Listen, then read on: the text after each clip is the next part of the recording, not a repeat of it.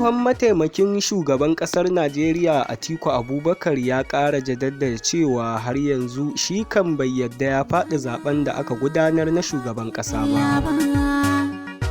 Atiku ya yi wannan jawabi ne lokacin da ya halarci liyafar da ƙungiyar gwamnonin jam'iyyar PDP ta gayyace shi don tarbar sabbin zaɓaɓɓun gwamnonin jam'iyyar da taya murna ga gwamnonin da suka samu komawa karo na biyu a Abuja a ranar Alhamis 11 ga watan Mayu. Dan takarar shugaban ƙasan ya ce dole su tsaya tsayin daka su kuma haɗa ƙarfi da ƙarfe don ganin sun ƙwato wannan mulki da aka wabce a hannunsu ba bisa ƙa'ida ba, cewar jaridar Tribune. Ya shawarci 'yan jam'iyyar da su nutsu su duba yadda jam'iyyar ta samu koma baya bayan ta kasance jam'iyyar da ta fi daɗewa da kuma ƙarfi tun shekarar 1999 da kuma halin da yanzu take ciki.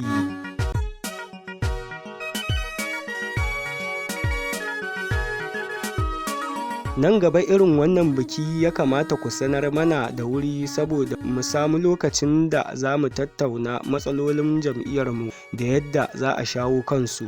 Zan yi amfani da wannan dama in taya ku murnar samun nasara da kuma waɗanda suka samu dawowa karo na biyu a ofishi daban-daban. Mun sani PDP bata faɗi zaben da aka yi ba. Mu tsaya mu nutsu mu ƙwato mulkin da aka sace daga gare mu. A jawabin nasa, jaridar Punch ta rawaito tsohon mataimakin Najeriya Namadi Sambo yana kira ga 'yan jam'iyyar da su zauna lafiya, inda ya koka kan yadda rikicin jam'iyya ya yi kamari a matakin jihohi. A wani labarin, tsohon mataimakin shugaban ƙasa Atiku Abubakar ya halarci babban taron jam'iyyarsu ta PDP tare da jigajigan jam'iyyar.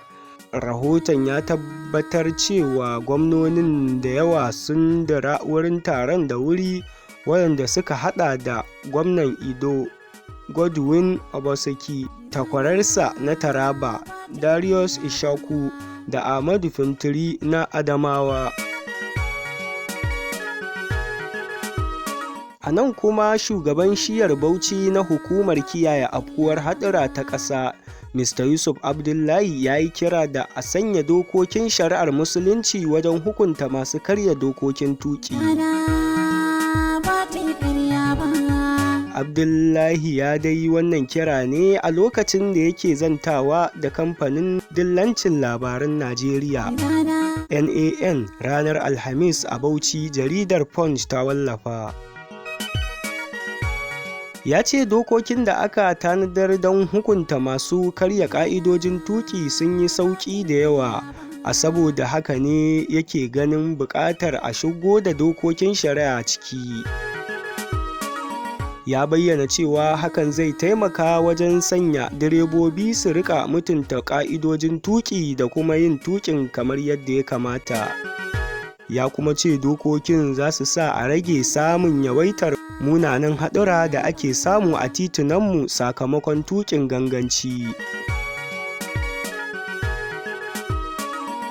Idan aka kawo dokokin shari'a cikin dokokin tuƙi, mutane za su farka daga baccin da suke yi. Mutanenmu na ganganci sosai, kuma masu motocin ba su cika bincikar direbobin ba.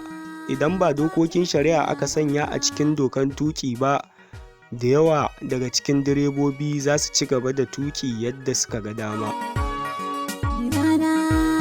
Abdullahi ya ƙara da cewa kawo dokokin shari'ar cikin dokokin tuƙi zai yi maganin munanan ɗabi'un da akan samu wasu direbobi da kuma sauran masu amfani da tituna da su, waɗanda su ne ke jawo haɗura a lokuta da dama. Ya ce a hukuncin shari'a duk wanda aka samu da laifi a faruwar haɗari, ba shi kaɗai ba har 'yan uwansa, sai laifin da ya aikata ya shafe su wajen biyan diyya da makamantan hakan. Idan kuma ya zamto direban da ya sabbaba haɗarin ya mutu, to mai motar ne zai biya diyya, tunda alamu sun nuna bai ba shi horon da ya dace ba. Daga ƙarshe ya bayyana cewa idan aka yi duba ya zuwa ƙasashen da suke amfani da dokokin na shari'a, za a ga yadda kowa yake taka tsantsan saboda sun san cewa babu wani rangwame da mai laifin zai iya samu, kamar yadda Guardian ta yi rahoto. Danna subscribe ka taɓa alamar ƙararrawa domin samun ci gaban labarin da wasu ma shirye-shirye managarta.